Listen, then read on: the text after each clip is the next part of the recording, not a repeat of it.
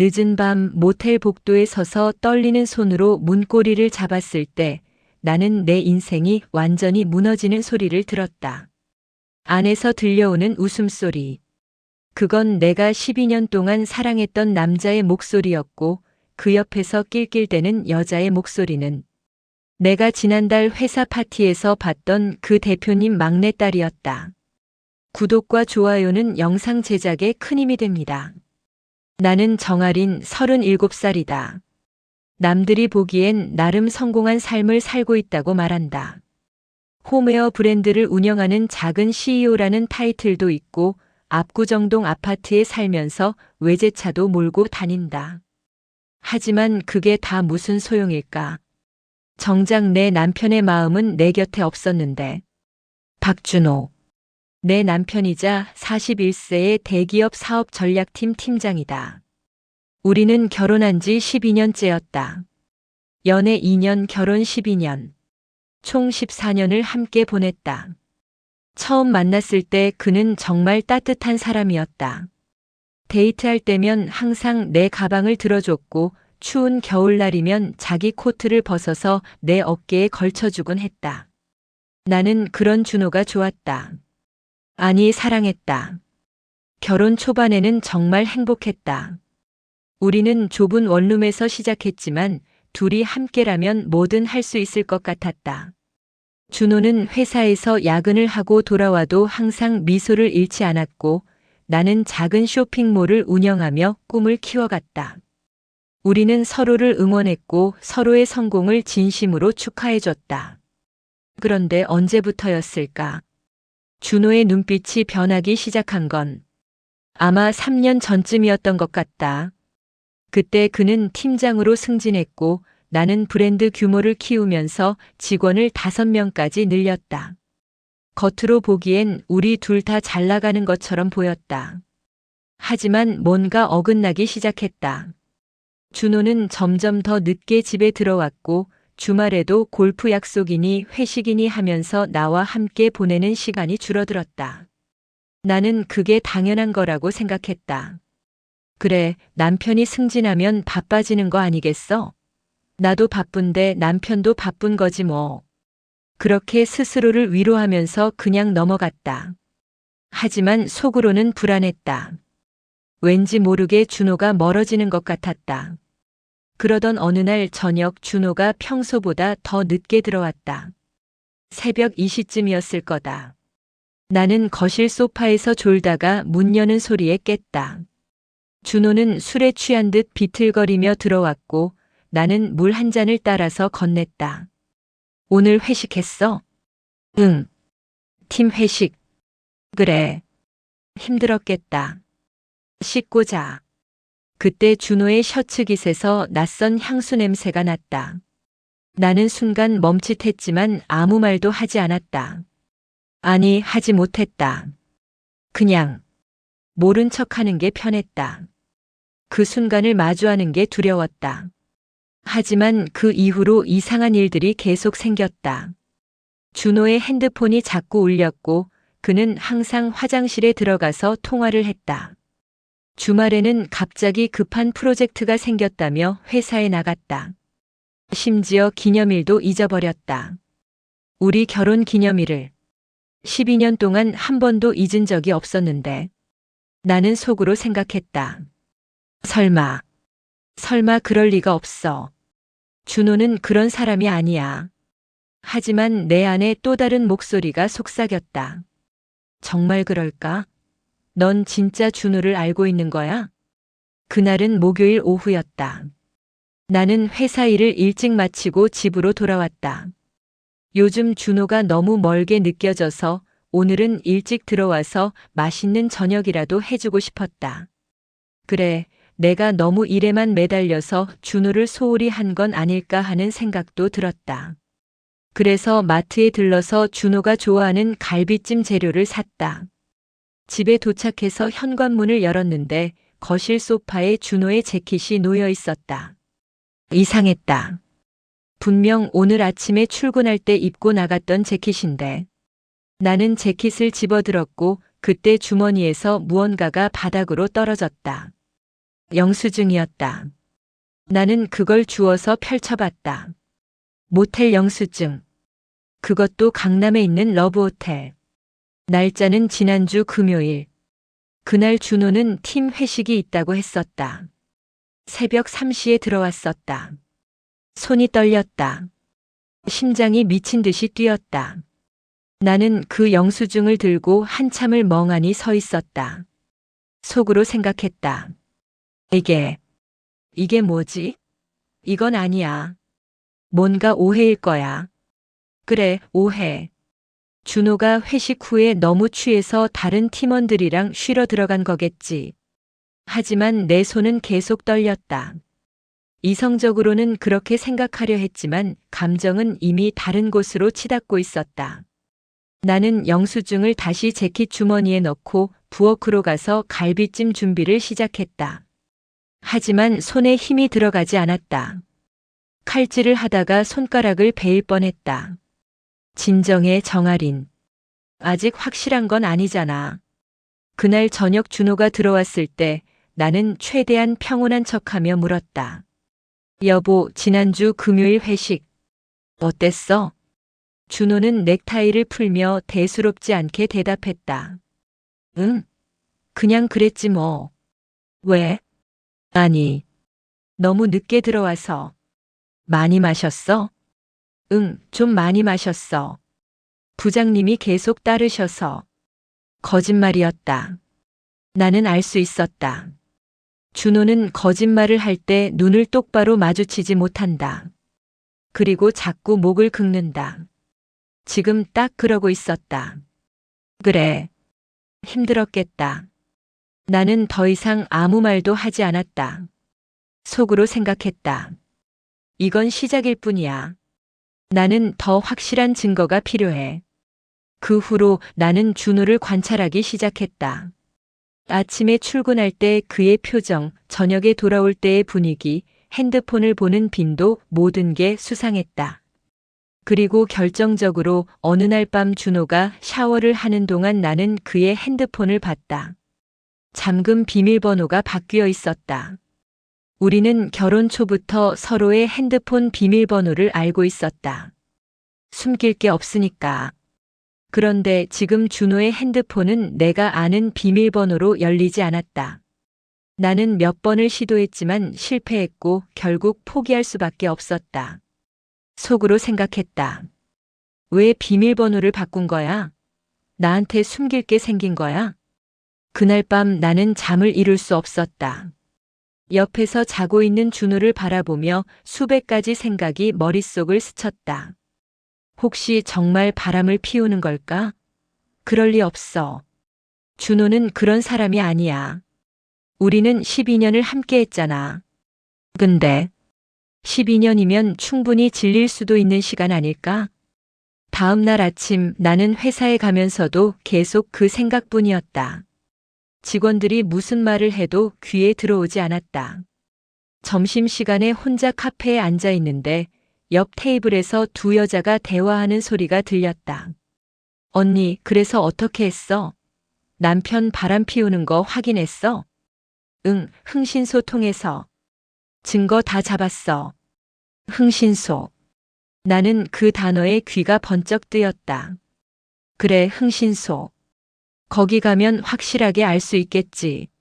하지만 동시에 마음 한구석이 무거워졌다. 정말 그렇게까지 해야 하나? 이건 남편을 의심하는 게 아니라 믿고 싶은 거잖아. 아니야, 난 진실이 알고 싶은 거야.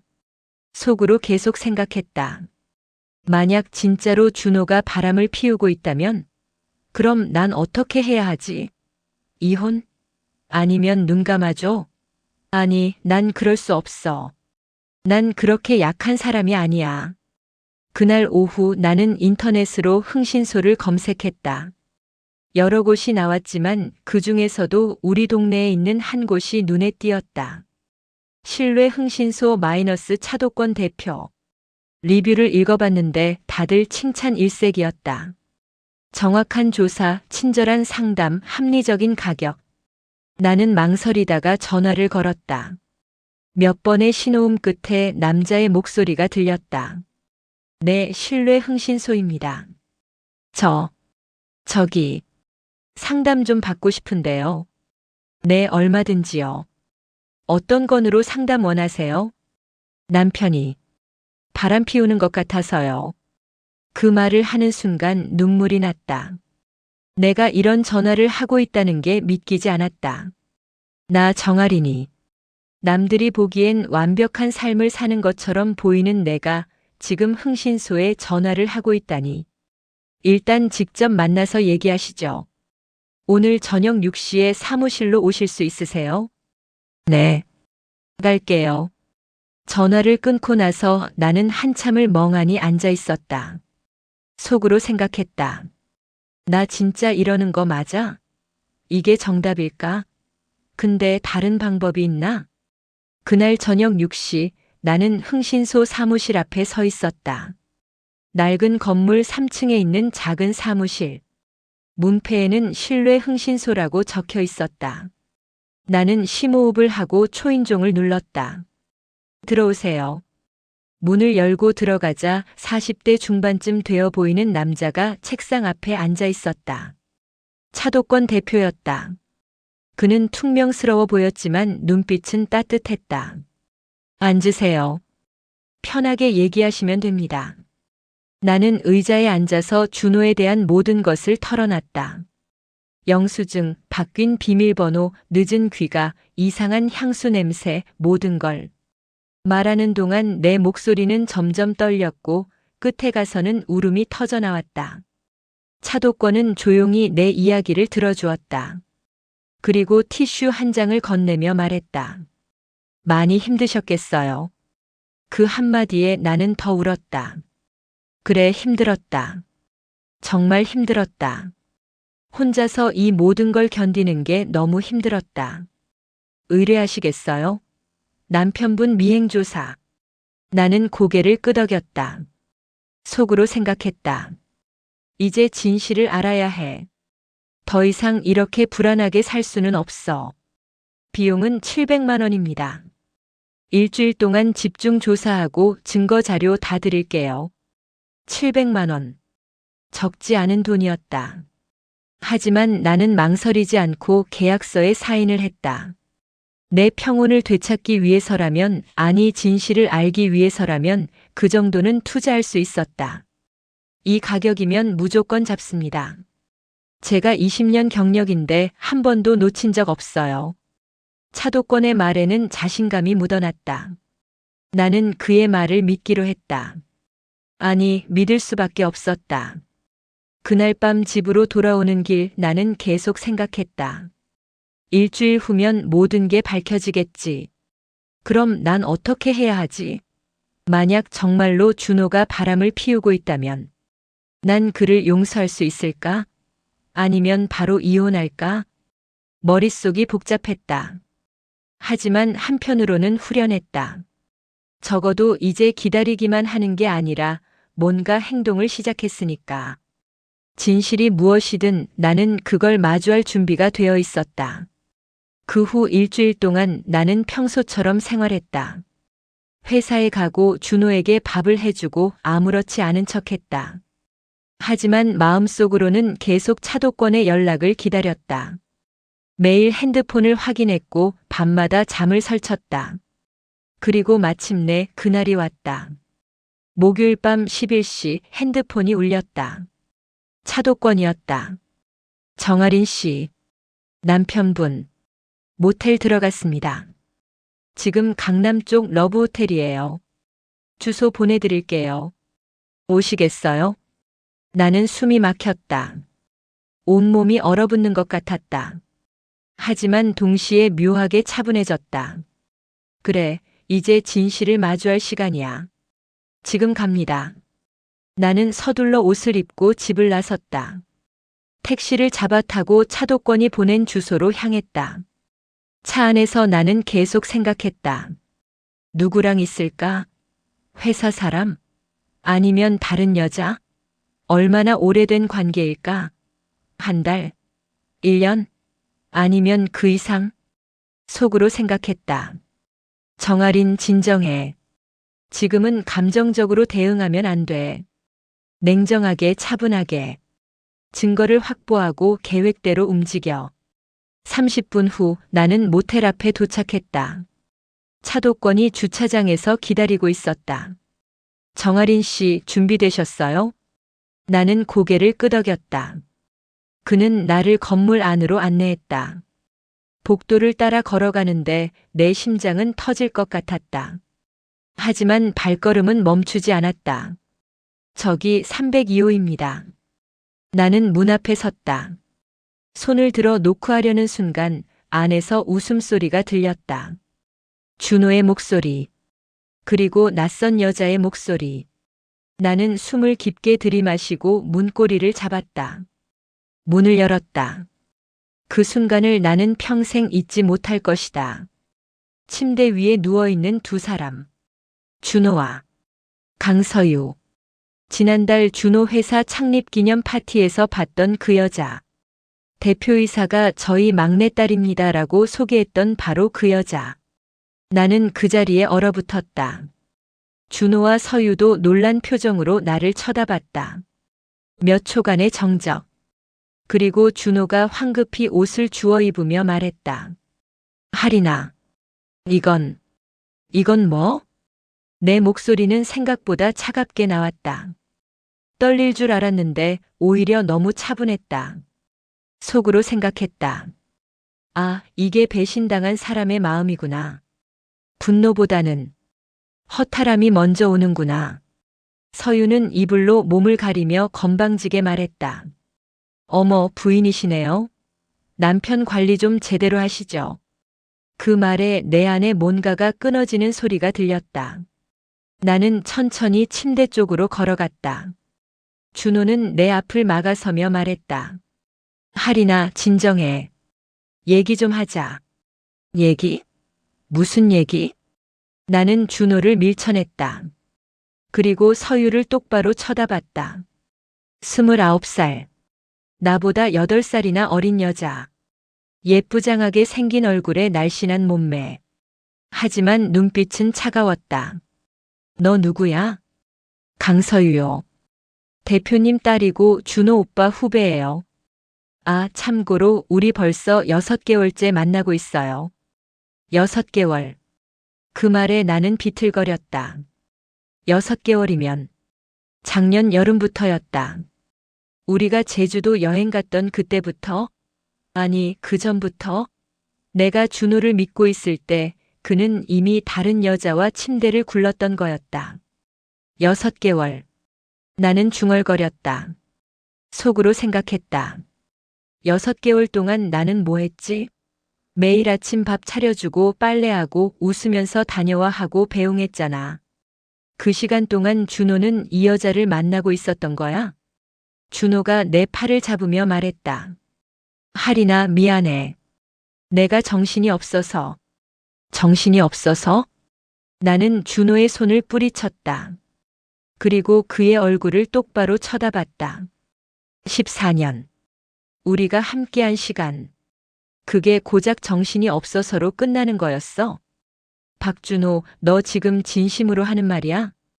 준호는 말문이 막혔다. 그냥 입만 벙긋거릴 뿐이었다. 그 모습이 너무 한심해 보였다. 내가 사랑했던 남자가 12년을 함께한 남편이 이렇게 비겁한 사람이었나? 서유가 이불을 두르고 침대에서 내려오며 말했다. 부인, 화내지 마세요. 어차피 오빠가 저 선택한 거잖아요. 부인이 너무 완벽하려고만 해서 오빠가 숨막혔대요. 뭐? 나는 서유를 똑바로 쳐다봤다. 이 어린 여자가 지금 나한테 뭐라고 한 거야? 네, 맞아요.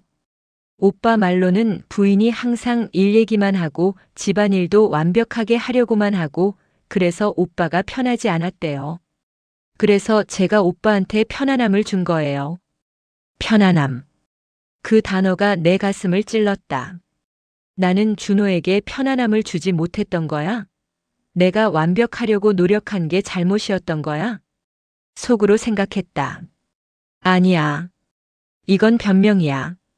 그냥 자기 행동을 정당화하려는 비겁한 변명일 뿐이야. 준호가 서유를 말리며 말했다. 서유야, 그만해. 왜요? 사실이잖아요. 서유는 오히려 더 당당했다. 그 모습을 보며 나는 깨달았다. 이 여자는 죄책감 같은 거 없다. 오히려 자기가 이겼다고 생각하고 있어. 나는 천천히 숨을 내쉬며 말했다. 너 대표 딸이라며? 네. 그럼 너 아빠한테 이 사실 알려도 괜찮겠네. 순간 서유의 얼굴이 굳었다. 하지만 금방 다시 건방진 표정으로 돌아왔다. 상관없어요. 오빠랑 저는 진심이거든요. 진심. 그 단어를 듣는 순간 나는 웃음이 나왔다. 진짜로 웃음이 터졌다. 미친 사람처럼. 한참을 웃고 나서야 말했다. 진심? 너희가? 웃기네 정말. 준호가 다가오며 말했다. 하리나, 제발 진정하고 얘기 좀 하자. 우리 집에 가서. 집? 무슨 집? 나는 준호를 쏘아봤다. 그리고 천천히 말했다. 박준호, 너 지금 이 상황에서 나한테 집에 가자고. 너 방금 다른 여자랑 침대에 누워 있었잖아. 그런데 집에 가서 뭘 얘기해? 미안하다고? 용서해달라고? 하리나. 됐어. 더 이상 듣고 싶지 않아. 나는 돌아서려고 했다. 그때 차도권이 복도에서 들어왔다. 그의 손에는 카메라가 들려 있었다. 정아린 씨, 증거 사진 다 확보했습니다. 이 정도면 법적으로도 문제 없어요. 준호의 얼굴이 하얗게 질렸다. 당신, 흥신소 고용한 거야? 응. 일주일 전에. 나는 담담하게 대답했다. 속으로 생각했다. 그래, 준호야. 너만 계획이 있는 게 아니야. 나도 있어. 서유가 짜증난다는 듯이 말했다. 뭐 어쩌라고요? 어차피 오빠는 저랑 결혼할 거예요. 제가 아빠한테 말하면 오빠 승진도 보장되고요. 그 말을 듣는 순간 나는 모든 걸 이해했다. 준호는 사랑 때문에 바람을 핀 게 아니었다. 출세 때문이었다. 대표의 딸을 이용해서 자기 커리어를 올리려고 했던 거였다. 나는 준호를 보며 말했다. 그래서 서유였구나. 사랑해서가 아니라 출세하려고. 준호는 아무 말도 하지 못했다. 그의 침묵이 모든 걸 말해줬다. 속으로 생각했다. 이 사람은 내가 알던 사람이 아니야. 아니, 원래 이런 사람이었는데 내가 몰랐던 걸까? 하리나, 오해야. 나는 진짜로. 오해? 뭐가 오해야? 내가 대표 딸이랑 침대에 누워있는 게, 아니면 6개월 동안 나를 속인 게. 내 목소리는 점점 커졌다. 감정이 터져나왔다. 분노, 배신감, 슬픔, 모든 게 뒤섞여서 폭발하는 것 같았다. 박준호, 너 정말 비겁한 인간이야. 나한테 불만 있으면 말을 하든가. 왜 다른 여자를 만나? 그것도 출세를 위해서? 하리나, 나도 힘들었어. 너는 항상 일에만 매달리고 나한테는 관심도 없고. 관심이 없어? 내가? 나는 준호의 멱살을 잡았다. 내가 매일 아침 밥 차려주고 내 옷 빨래하고 집안일 하면서도 일한 게 관심이 없는 거야? 내가 힘들어할까봐 내 힘든 얘기도 안 하고 혼자 다 견딘 게 관심이 없는 거야? 준호는 말을 잇지 못했다. 나는 그를 밀쳐냈다. 너 같은 인간이랑은 1초도 더 같이 못 살아. 이혼이야. 내일 당장 변호사 선임해서 이혼 소송 들어갈 거야. 하리나, 제발. 제발? 내가 제발이라고 할 자격 있어? 나는 준호를 마지막으로 쳐다봤다. 그리고 돌아서서 문을 나섰다. 복도를 걸어 나오는데 다리에 힘이 풀려서 비틀거렸다. 차도권이 내 팔을 잡아줬다. 괜찮으세요? 괜찮아요. 아니, 괜찮지 않아요. 전혀. 나는 그 자리에 주저앉아서 울었다. 소리내서 울었다. 12년. 내 인생의 12년이 이렇게 허무하게 무너졌다. 차도권은 아무 말 없이 옆에 앉아서 기다려줬다. 한참을 울고 나서야 나는 겨우 진정할 수 있었다. 정아린 씨, 울어도 됩니다. 충분히 울 자격 있어요. 하지만 끝은 당신이 결정하세요. 그 말이 내 귓가에 맴돌았다. 끝은 내가 결정한다. 그래, 맞아. 나는 피해자일 수는 있어도 패배자는 아니야. 나는 눈물을 닦고 일어섰다. 속으로 다짐했다. 박준호, 강서유. 너희 둘 다 대가를 치르게 해줄게. 내가 얼마나 무서운 여자인지 보여줄게. 집으로 돌아온 나는 밤새 잠을 이루지 못했다. 머릿속이 너무 복잡했다. 준호와의 추억들이 주마등처럼 스쳐 지나갔다. 처음 만났을 때, 프러포즈 받을 때, 결혼식 올릴 때, 첫 집을 구했을 때. 모든 순간이 행복했었는데 그게 다 거짓이었던 걸까? 속으로 생각했다. 아니야. 그때는 진심이었을 거야. 준호도 나도. 그런데 언제부터 변한 걸까? 아니면 나만 모르고 있었던 걸까? 새벽 5시쯤 나는 포기하고 침대에서 일어났다. 커피를 타서 마시며 다음 계획을 세웠다. 이혼은 확정이었다. 하지만 그냥 헤어질 수는 없었다. 준호가 나한테 한 것들, 그리고 서유의 그 건방진 태도. 그냥 넘어갈 수 없었다. 나는 노트북을 켜서 변호사 사무실을 검색했다. 이혼 전문 변호사. 그 중에서도 가장 유명하다는 변호사를 찾았다. 오전 9시가 되자마자 전화를 걸었다. 네, 법률사무소 정희입니다. 상담 예약하고 싶습니다. 이혼 건으로요. 네, 성함이 어떻게 되세요? 정아린입니다. 상담 예약은 다음 날로 잡혔다. 나는 전화를 끊고 다시 차도권에게 전화를 걸었다. 차 대표님, 저 정아린입니다. 네, 정아린 씨. 어떻게 지내세요? 제가 부탁드릴 게 하나 더 있는데요. 박준호랑 강서유에 대해서 더 조사해 주실 수 있으세요? 더요? 어떤 걸 원하세요? 두 사람의 관계가 정확히 언제부터 시작됐는지, 그리고 회사 내에서 어떤 거래가 있었는지, 혹시 준호가 서유를 이용해서 뭔가 부정한 일을 한 게 있는지 알고 싶어요. 전화 너머로 차도권이 잠시 생각하는 소리가 들렸다. 가능은 한데, 시간이 좀 걸릴 거예요. 그리고 비용도 추가로. 상관없어요. 얼마든지 낼게요. 제대로 된 증거를 원해요. 알겠습니다. 일주일 드릴게요. 전화를 끊고 나는 속으로 생각했다. 준호, 너 그냥은 못 보내줘. 내가 나한테 한 것만큼, 아니 그 이상으로 대가를 치르게 해줄게. 그날 오후 준호에게서 전화가 왔다. 나는 받지 않았다. 문자도 왔다. 하린아, 제발 전화 좀 받아. 얘기 좀 하자. 무시했다. 더 이상 준호와 대화할 게 없었다. 대신 나는 준호의 회사에 대해 조사하기 시작했다. 인터넷으로 찾을 수 있는 모든 정보를 검색했다. 대표이사 강철민, 그의 딸 강서유, 그리고 준호가 속한 사업 전략팀. 조사하면서 이상한 점을 발견했다. 준호가 최근 몇 개월 동안 승진 후보에 올랐다는 기사가 있었다. 그리고 그 시기가 딱 서유와 만나기 시작한 시점과 일치했다. 우연일까? 아니면 속으로 생각했다. 준호, 너 정말 서유를 이용해서 승진하려고 했구나. 얼마나 비열한 거야? 며칠 후 변호사와 상담을 했다. 나는 차도권이 찍어준 사진과 영상을 모두 변호사에게 보여줬다. 이 정도면 유책 배우자로 인정받기 충분합니다. 위자료도 상당히 받을 수 있어요. 위자료보다는 깨끗하게 정리하고 싶어요. 재산 분할도 법적으로 정당하게 받을 수 있는 만큼만 받을게요. 변호사는 의아한 표정으로 나를 봤다. 보통은 최대한 받으려고 하시는데, 저는 돈보다 중요한 게 있어요.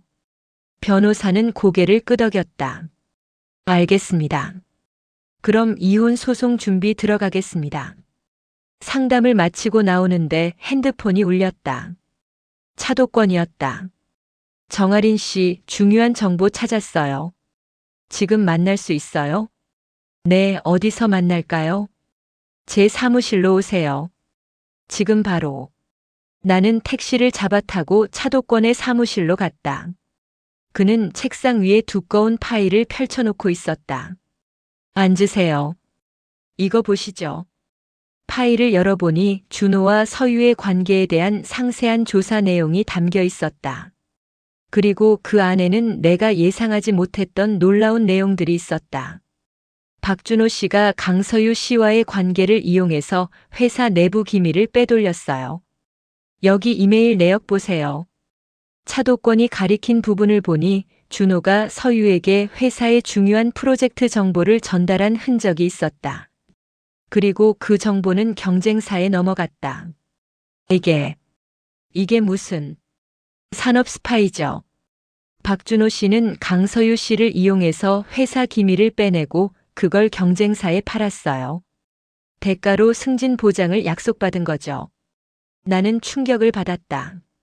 준호가 단순히 바람을 핀 게 아니라 범죄를 저지른 거였다. 속으로 생각했다. 이 사람, 내가 정말 몰랐던 사람이었구나. 이렇게까지 비열한 사람이었어? 그리고 강서유 씨도 마찬가지예요.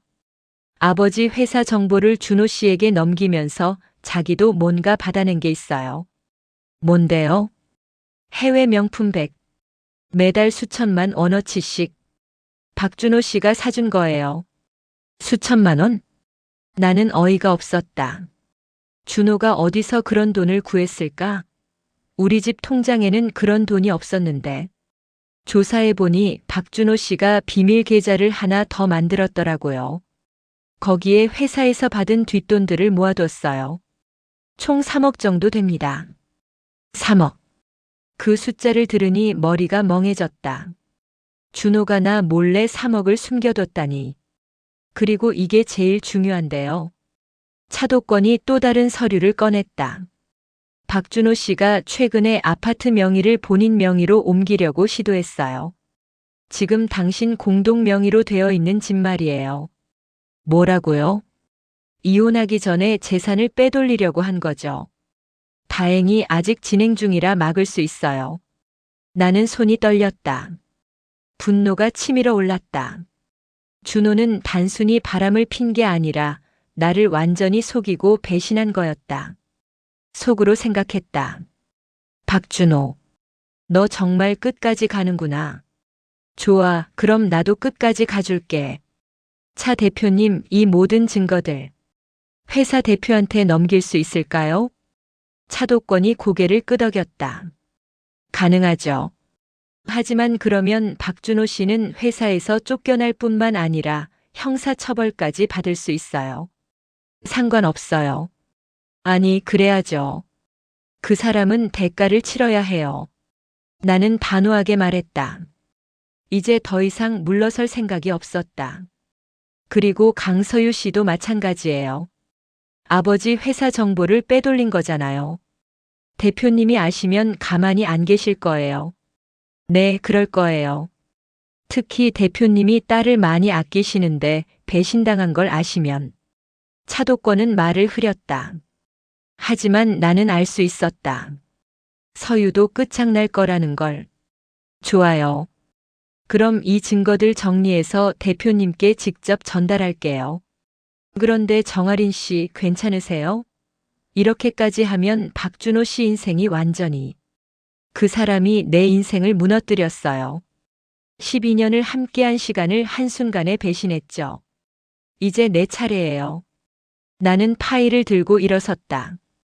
속으로 다짐했다. 준호야, 서유야. 너희가 지금까지 한 짓들 다 대가를 치르게 해줄게. 하나도 빠짐없이. 사흘 후 나는 준호와 서유를 한자리에 불러냈다. 강남에 있는 조용한 카페. 나는 일부러 공개적인 장소를 선택했다. 둘이 함부로 행동하지 못하게. 준호가 먼저 도착했다. 그는 초췌해 보였다. 수염도 제대로 안 깎았고 눈 밑에 다크서클이 짙었다. 나를 보자 반가운 듯 다가왔다. 하리나, 앉아. 나는 차갑게 말했다. 준호는 맞은편에 앉았다. 잠시 후 서유도 도착했다. 그녀는 여전히 화려한 옷차림이었다. 명품 가방을 들고 선글라스를 쓴 채로. 왜 부른 거예요? 할 얘기 있어요? 서유는 건방진 말투로 물었다. 나는 그녀를 보며 속으로 생각했다. 조금 있으면 그 건방진 표정이 어떻게 변하는지 보자. 앉아. 할 얘기 많아. 서유는 짜증난다는 듯이 앉았다. 그리고 준호를 힐끔 쳐다봤다. 준호는 불안한 표정으로 나를 바라봤다. 하리나, 제발 얘기 좀 하자. 우리 다시. 뭘 다시? 나는 가방에서 두꺼운 파일을 꺼냈다. 그리고 테이블 위에 탁 하고 놓았다. 이게 뭔지 알아? 준호의 얼굴이 하얗게 변했다. 서유는 파일을 힐끔 쳐다보며 물었다. 뭔데요? 너희 둘의 진실. 나는 파일을 펼쳤다. 첫 페이지에는 준호와 서유의 불륜 사진이 있었다. 모텔에 들어가는 사진, 나오는 사진, 그리고 방 안에서의 사진까지. 서유의 얼굴이 굳었다. 이게 증거야. 너희 둘이 6개월 동안 만난 모든 증거. 날짜, 시간, 장소까지 다 기록되어 있어. 준호가 급하게 말했다. 하리나, 이건. 닥쳐. 나는 준호를 쏘아봤다. 그리고 다음 페이지를 넘겼다. 그리고 이건 뭘까? 회사 기밀 유출 증거. 박준호, 넌 서유를 이용해서 회사 내부 정보를 빼냈어. 그리고 그걸 경쟁사에 팔았지. 준호의 입이 벌어졌다. 어떻게 알았냐고? 내가 얼마나 치밀하게 숨겼는지 몰라도 전문가 눈에는 다 보여. 나는 차도권이 조사한 이메일 내역, 통화 기록, 계좌 이체 내역을 하나씩 보여줬다. 준호의 얼굴은 점점 창백해졌다. 서유가 버럭 소리쳤다. 이게 무슨 소리예요? 오빠, 이게 사실이에요? 준호는 대답하지 못했다. 그냥 고개를 숙인 채 떨고 있었다. 나는 계속 말했다. 그리고 강서유, 넌 아버지 회사 정보를 준호한테 팔아넘겼어. 그 대가로 받은 게 뭐야? 매달 수천만 원어치 명품? 어머 효녀네. 서유의 얼굴이 새하얗게 질렸다. 그건 뭐? 사랑의 증표? 아니면 거래의 대가? 나는 서유를 똑바로 쳐다봤다. 그녀는 말을 잇지 못하고 입만 벙긋거렸다. 속으로 생각했다. 봐라. 이게 너희의 진짜 모습이야. 사랑? 진심? 다 거짓말이었어. 그냥 서로 이용한 거지. 그리고 제일 웃긴 건 뭔지 알아? 박준호, 넌 이혼하기 전에 우리 집 명의를 내 이름으로 옮기려고 했어. 나 몰래. 3억이나 되는 비밀 계좌도 만들었고. 준호가 고개를 들었다. 눈에는 눈물이 고여 있었다. 하리나, 나는 그럴 수밖에 없었어. 회사에서 압박이 너무 심했고 승진하려면. 압박? 승진? 나는 비웃었다. 그게 나를 배신한 이유가 돼? 그게 범죄를 저지른 이유가 돼? 준호는 아무 말도 하지 못했다. 나는 파일의 마지막 페이지를 펼쳤다. 그리고 이건 너희 둘 다 잘 알아두길 바라. 이 모든 증거는 이미 회사 대표님께 전달됐어. 오늘 오후 2시에 대표님 사무실에서 회의가 있을 거야. 주제는 내부 기밀 유출 사건. 순간 정적이 흘렀다. 서유가 비명을 질렀다. 뭐라고요? 아빠한테? 아빠한테 말한 거예요? 응. 내 아빠는 지금쯤 모든 증거를 다 봤을 거야. 내가 얼마나 훌륭한 딸인지 확인하셨겠지. 서유는 핸드폰을 꺼내서 누군가에게 전화를 걸었다. 아마 아버지일 것이다. 하지만 전화는 받지 않았다. 그녀는 계속 전화를 걸었지만 소용없었다. 준호가 내 손을 잡으며 애원했다. 하리나, 제발. 제발 용서해줘. 내가 잘못했어. 정말 미안해. 다시는 안 그럴게. 회사한테는 철회해달라고 해줘. 제발. 나는 준호의 손을 뿌리쳤다. 용서? 내가 용서받을 자격이 있다고 생각해? 하리나. 박준호, 넌 나를 12년 동안 속였어. 사랑한다고 했지. 평생 함께 하자고 했지.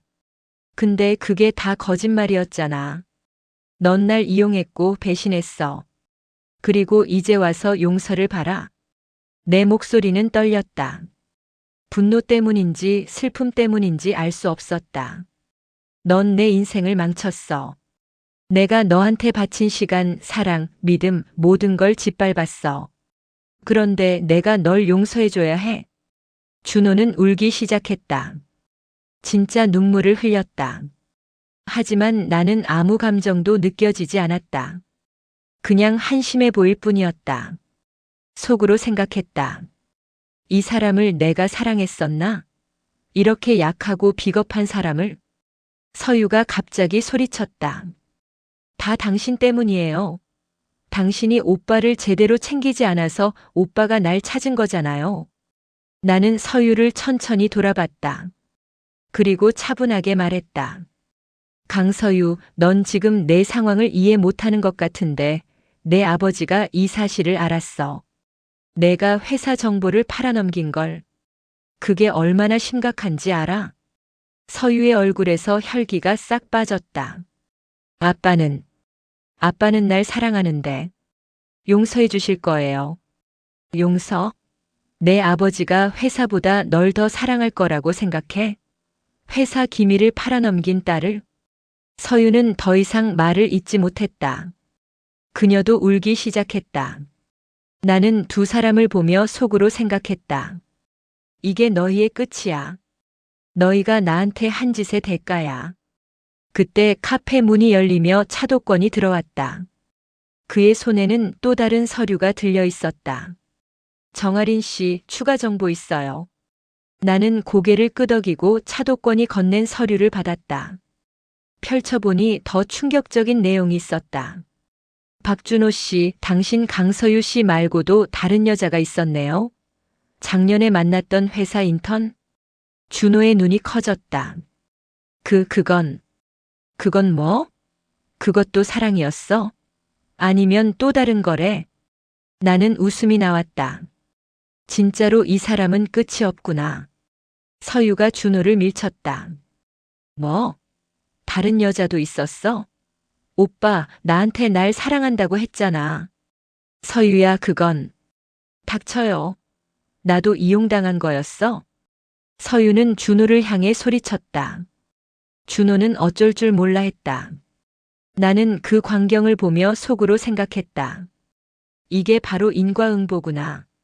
남을 속이고 이용하면 결국 본인도 같은 꼴을 당하는 거야. 너희 둘 서로를 발판으로 삼다가 같이 무너지는 것도 잘 어울리네.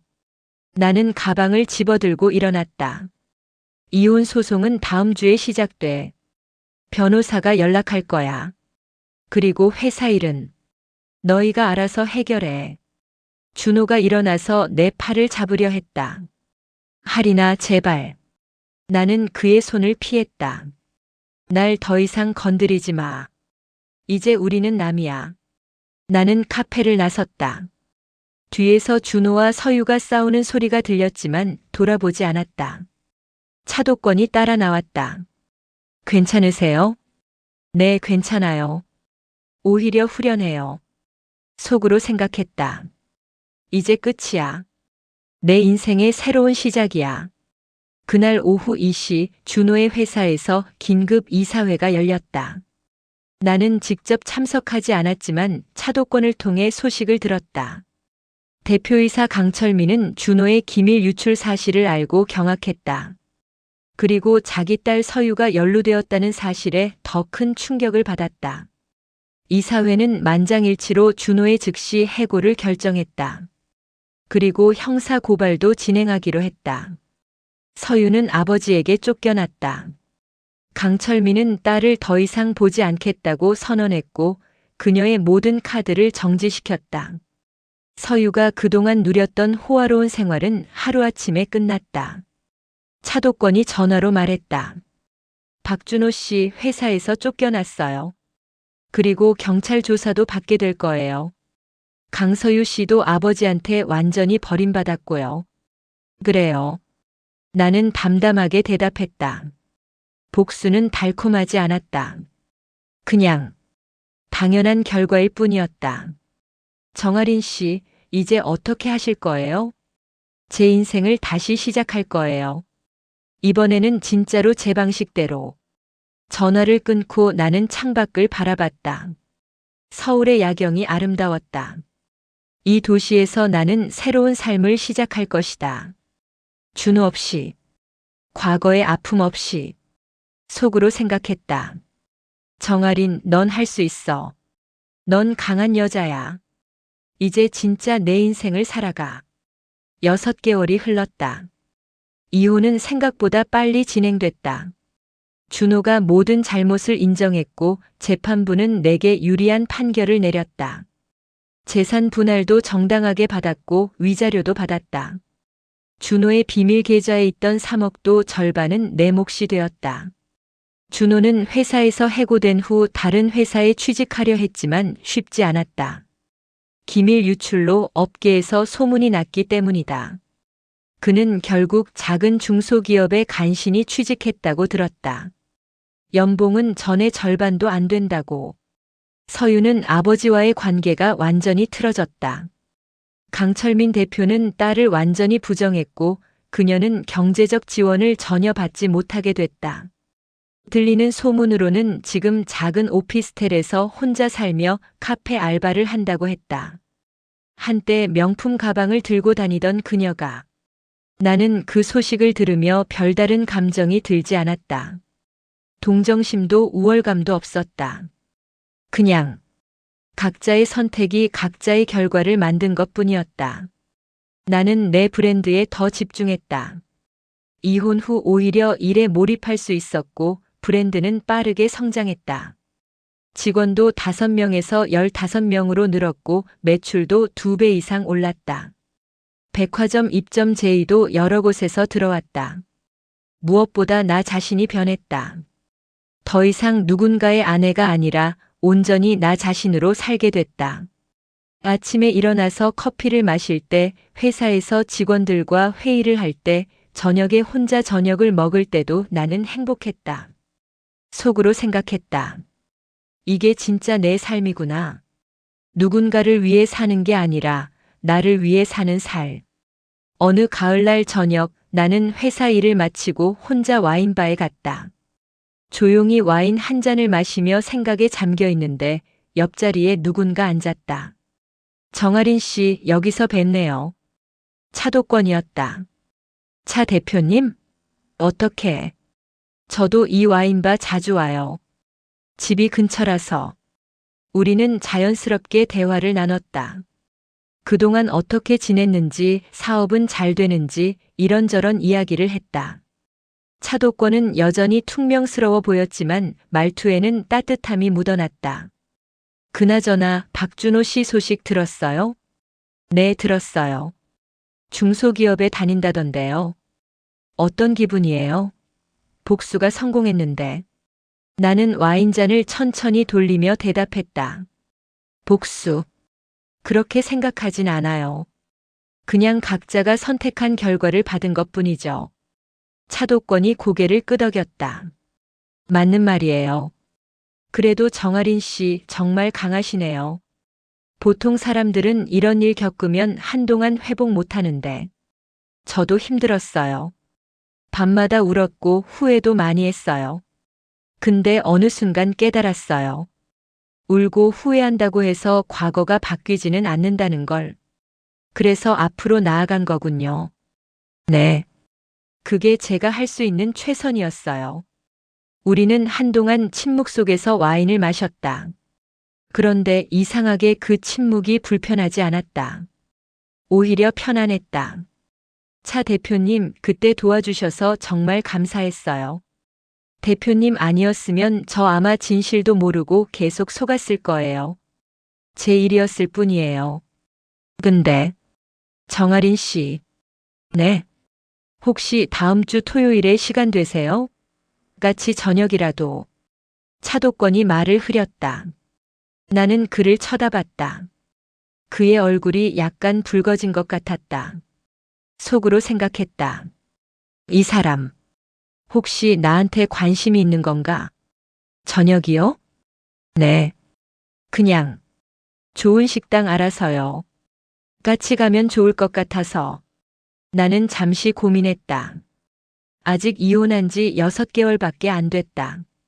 새로운 관계를 시작하기엔 너무 이른 것 같았다. 하지만 한편으로는 나쁘지 않은 것 같았다. 좋아요. 가죠. 차도권의 얼굴에 미소가 번졌다. 그럼 토요일 저녁 7시에 연락드릴게요. 네, 기대할게요. 그날 밤 집으로 돌아오면서 나는 속으로 생각했다. 새로운 시작일 수도 있겠네. 아니면 그냥 좋은 친구가 될 수도 있고. 뭐가 됐든 나는 내 선택을 후회하지 않을 거야. 다음 주 토요일 나는 차도권과 함께 식사를 했다. 그는 한남동에 있는 조용한 이탈리안 레스토랑으로 나를 데려갔다. 음식도 맛있었고 분위기도 좋았다. 정아린 씨, 솔직히 고백할 게 있어요. 고백이요? 네. 사실 처음 정아린 씨가 사무실에 오셨을 때부터 마음에 두고 있었어요. 나는 놀라서 그를 쳐다봤다. 정말요? 네. 근데 그때는 정아린 씨가 힘든 상황이었잖아요. 그래서 말 못했죠. 지금도 너무 빠른 건 아닌가 걱정되긴 하는데. 차도권은 말을 흐렸다. 나는 그의 진심을 느낄 수 있었다. 차 대표님, 도권이라고 불러주세요. 도권 씨, 저도 솔직히 말할게요. 아직 완전히 준비된 건 아니에요. 상처도 아직 아물지 않았고요. 근데 나는 잠시 멈췄다가 계속 말했다. 근데 도권 씨와 함께 있으면 편하네요. 그리고 천천히 시간을 두고 알아가고 싶어요. 도권의 얼굴에 미소가 번졌다. 천천히요. 좋아요. 저는 기다릴 수 있어요. 얼마든지. 그날 이후로 우리는 자주 만났다. 처음에는 일주일에 한 번, 그 다음에는 일주일에 2번. 점점 더 자주 만나게 됐다. 도권은 항상 내 이야기를 경청해줬고 내가 힘들 때면 옆에서 조용히 지켜봐줬다. 그와 함께 있으면서 나는 깨달았다. 사랑이란 건 화려하거나 드라마틱할 필요가 없다는 걸. 그냥 옆에 있어주는 것, 이해해주는 것, 그게 진짜 사랑이라는 걸. 속으로 생각했다. 준호와는 달라. 도권은 진짜로 나를 존중해줘. 내 선택을 믿어줘. 이게 진짜 사랑이구나. 1년이 흘렀다. 나는 도권과 정식으로 연인 관계가 됐다. 주변 사람들은 우리가 잘 어울린다고 했다. 회사 직원들도 친구들도 모두가 축복해줬다. 브랜드는 더욱 성장했다. 백화점 3곳에 입점했고 온라인 매출도 급증했다. 나는 더 큰 사무실로 이사했고 직원도 30명까지 늘었다. 어느 날 저녁 도권이 나를 한강공원으로 데려갔다. 우리는 벤치에 앉아서 강을 바라봤다. 야경이 아름다웠다. 하린 씨. 응. 행복해요. 나는 도권을 쳐다봤다. 그의 눈에는 진심이 담겨 있었다. 응, 행복해. 정말로. 다행이에요. 앞으로도 계속 행복하게 해줄게요. 고마워, 도권 씨. 우리는 서로를 껴안았다. 그 순간 나는 정말로 행복했다. 과거의 아픔은 잊혀졌고 미래는 밝게 빛나고 있었다. 속으로 생각했다. 나는 해냈어. 무너졌지만 다시 일어섰어. 그리고 이제 진짜 내 인생을 살고 있어. 그 후로도 가끔 준호 소식을 들었다. 그는 여전히 작은 회사에서 일하며 근근히 살아가고 있다고 했다. 서유도 여전히 카페에서 일하며 힘들게 살고 있다고 했다.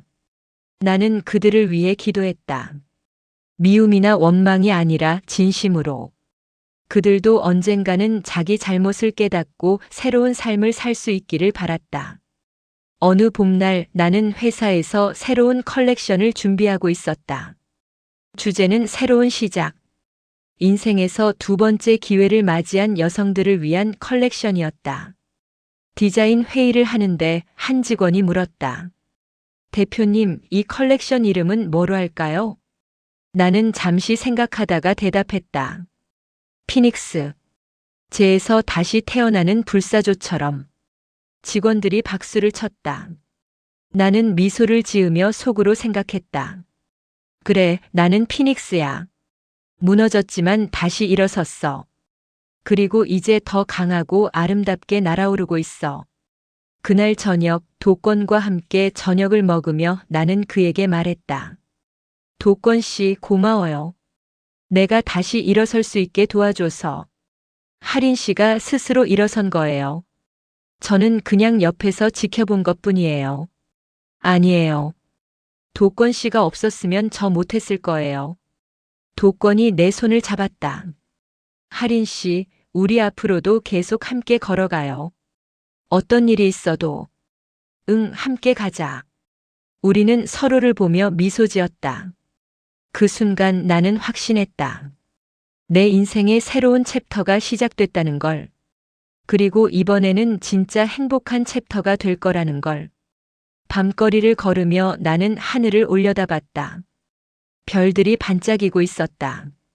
마치 내 미래를 축복하는 것처럼. 속으로 생각했다. 정아린, 넌 정말 대단해. 넌 무너졌지만 다시 일어섰어. 배신당했지만 다시 사랑할 용기를 가졌어. 넌 강한 여자야. 그리고 앞으로도 계속 강할 거야. 그날 밤 집에 돌아와서 나는 오랜만에 일기를 썼다. 오늘 나는 깨달았다. 인생에서 가장 중요한 건 넘어지지 않는 게 아니라 넘어진 후에 다시 일어서는 거라는 걸. 나는 넘어졌다. 아니, 완전히 무너졌다. 하지만 다시 일어섰다. 그리고 이제 더 강하고 더 지혜롭고 더 행복한 사람이 됐다. 준호와 서유에게 감사한다. 그들이 나를 배신하지 않았다면 나는 진짜 나 자신을 발견하지 못했을 것이다. 그들 덕분에 나는 더 강해졌고 진짜 사랑이 무엇인지 알게 됐다. 이제 나는 두렵지 않다. 앞으로 어떤 일이 일어날지 모르지만 나는 이겨낼 수 있다. 왜냐하면 나는 이미 최악의 순간을 견뎌냈기 때문이다. 정아린, 파이팅! 일기를 닫고 나는 잠자리에 들었다. 그날 밤 나는 오랜만에 악몽 없이 편안하게 잠들었다. 2년 후, 나는 도권과 결혼했다. 작은 웨딩홀에서 가까운 사람들만 초대해서 조촐하게 결혼식을 올렸다. 화려하지 않았지만 진심이 가득한 결혼식이었다. 브랜드는 국내를 넘어 해외로도 진출했다. 일본, 중국, 동남아시아까지 판매망을 확대했고 직원은 100명이 넘었다. 나는 더 이상 작은 CEO가 아니라 제대로 된 기업인이 됐다. 어느 날 회사에서 일하고 있는데 비서가 들어와서 말했다.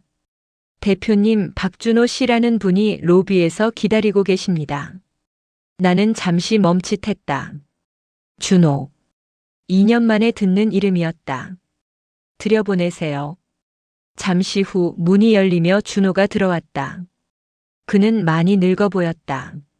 머리에는 흰머리가 섞여 있었고 얼굴에는 주름이 깊게 패여 있었다. 2년 전에 그 자신감 넘치던 모습은 온데간데 없었다. 할인아. 아니, 정 대표님. 준호는 어색하게 인사했다. 나는 의자를 가리키며 말했다. 앉으세요. 준호는 조심스럽게 앉았다. 한동안 침묵이 흘렀다. 무슨 일로 오셨어요? 내 목소리는 담담했다. 더 이상 감정의 동요가 없었다. 나 사과하러 왔어. 정말 미안해, 할인아. 준호의 목소리는 떨렸다. 2년 동안 생각했어. 내가 얼마나 멍청했는지, 얼마나 큰 실수를 했는지. 너를 잃고 나서야 깨달았어. 넌 내 인생에서 가장 소중한 사람이었다는 걸. 나는 준호를 조용히 쳐다봤다. 속으로 생각했다. 이제 와서 사과라니. 너무 늦었어, 준호야. 사과는 받았어요. 그런데 그게 전부예요? 하리나, 우리 다시 시작할 수 없을까? 순간 나는 웃음이 나왔다. 진짜로 웃음이 터졌다. 다시 시작? 박준호 씨, 저는 이미 새로운 삶을 살고 있어요.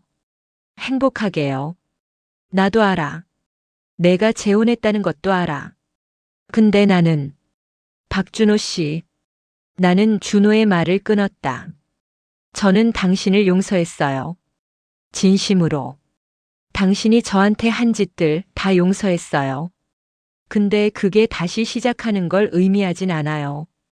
준호의 눈에 눈물이 고였다. 당신 때문에 저는 무너졌어요. 완전히. 근데 그 덕분에 저는 다시 일어섰어요. 더 강하게. 그리고 이제 저는 당신이 필요 없어요. 하리나. 박준호 씨, 이제 그만 가세요. 당신의 인생을 사세요. 저도 제 인생을 살 테니까. 준호는 더 이상 말하지 못했다. 그는 천천히 일어나서 문으로 향했다. 문 앞에서 한번 뒤돌아봤지만 나는 그를 보지 않았다. 그냥 서류에 집중하고 있었다. 문이 닫히고 준호가 나간 후 나는 잠시 창밖을 바라봤다. 서울의 스카이라인이 아름다웠다.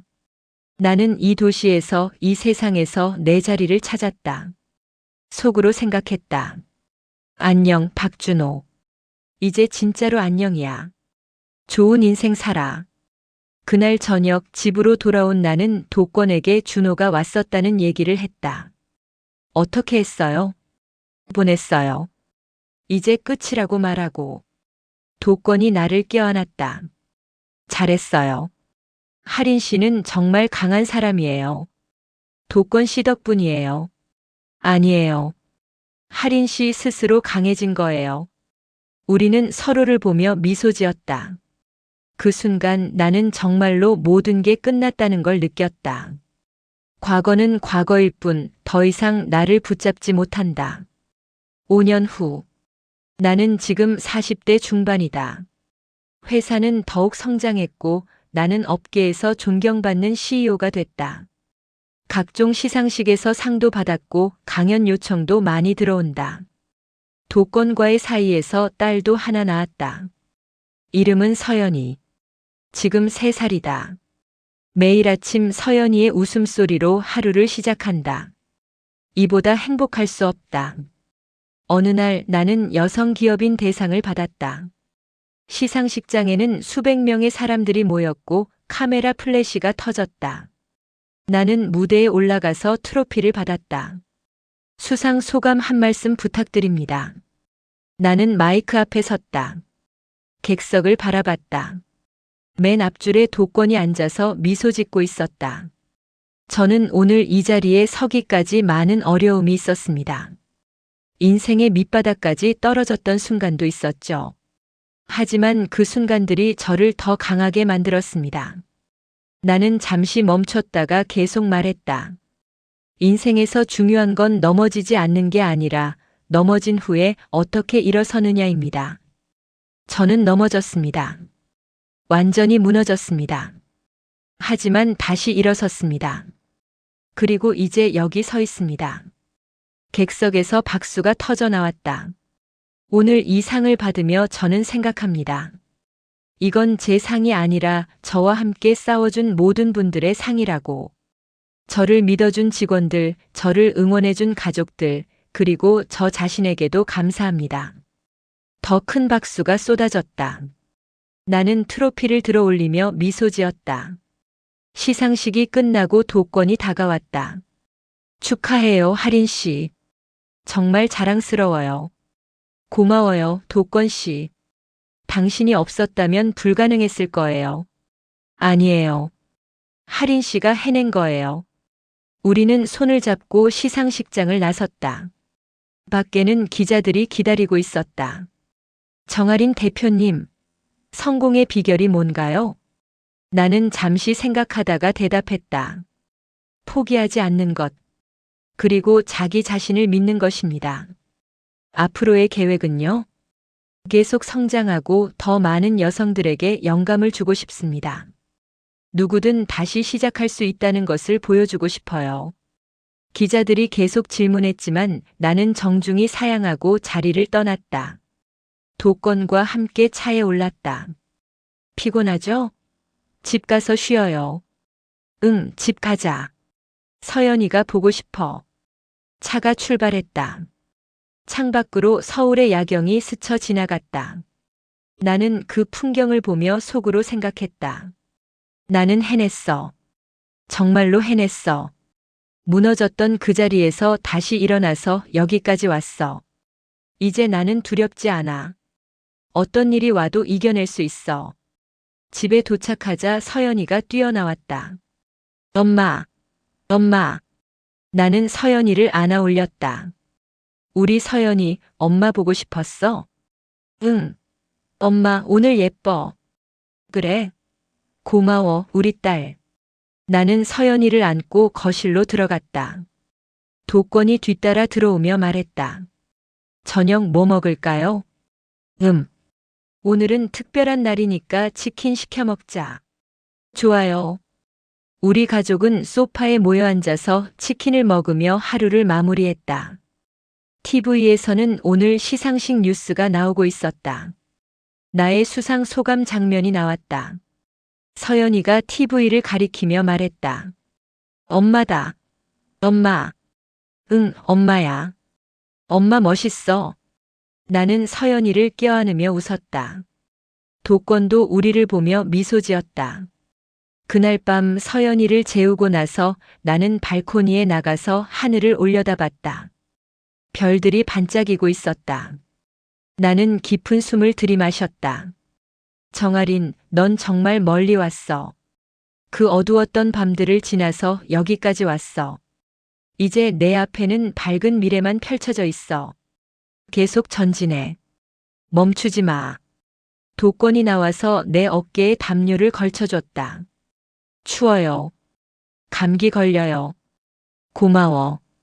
뭘 생각해요? 그냥 인생에 대해서, 여기까지 오기까지의 여정에 대해서. 도권이 내 손을 잡았다. 힘들었죠? 응, 힘들었어. 근데 그 힘든 시간들이 나를 만든 것 같아. 지금의 나를. 맞아요. 그 시간들이 하린 씨를 더 강하고 아름답게 만들었어요. 나는 도권을 보며 미소 지었다. 도권 씨 사랑해.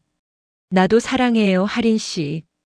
우리는 서로를 껴안고 별이 빛나는 하늘을 바라봤다. 그 순간 나는 완벽한 평화를 느꼈다. 더 이상 과거에 얽매이지 않았다. 현재를 살고 있었다. 그리고 미래를 기대하고 있었다. 10년 후. 나는 지금 47살이다. 회사는 상장했고 나는 수백억대 자산가가 됐다. 하지만 그것보다 더 중요한 건 나는 행복하다는 것이다. 진정으로. 서연이는 이제 13살이 됐다. 중학생이 된 딸은 나를 닮아서 똑똑하고 당당하다. 그리고 꿈이 있다. 엄마처럼 사업가가 되고 싶다고 한다. 도권은 여전히 내 곁에 있다. 우리는 15년째 함께하고 있다. 그동안 힘든 일도 있었고 행복한 일도 있었다. 하지만 우리는 항상 함께 이겨냈다. 어느 날 나는 자서전을 쓰기로 결심했다. 제목은 그날 밤 당신의 진짜 얼굴 마이너스 무너진 후 다시 일어서기. 내 이야기를 세상과 공유하고 싶었다. 같은 상황에 있는 여성들에게 희망을 주고 싶었다. 자서전 출간 기념 강연회를 열었다. 1000명이 넘는 사람들이 모였다. 대부분 여성이었고 모두 내 이야기를 듣고 싶어 했다. 안녕하세요, 정아린입니다. 박수가 터져 나왔다. 오늘 여러분께 제 이야기를 들려드리려고 합니다. 쉽지 않은 이야기입니다. 하지만 꼭 해야 하는 이야기라고 생각합니다. 나는 숨을 깊이 들이마시고 말을 이었다. 15년 전 저는 완전히 무너졌습니다. 12년을 함께한 남편이 저를 배신했고 제 인생은 산산조각 났습니다. 그 순간 저는 생각했습니다. 이제 끝이구나. 나는 다시는 일어설 수 없을 거야. 청중들이 숨죽이며 내 이야기를 들었다. 하지만 저는 선택했습니다. 무너진 자리에 그대로 주저앉을 것인가 아니면 다시 일어설 것인가. 저는 일어서기로 했습니다. 쉽지 않았습니다. 수없이 울었고 수없이 좌절했습니다. 하지만 포기하지 않았습니다.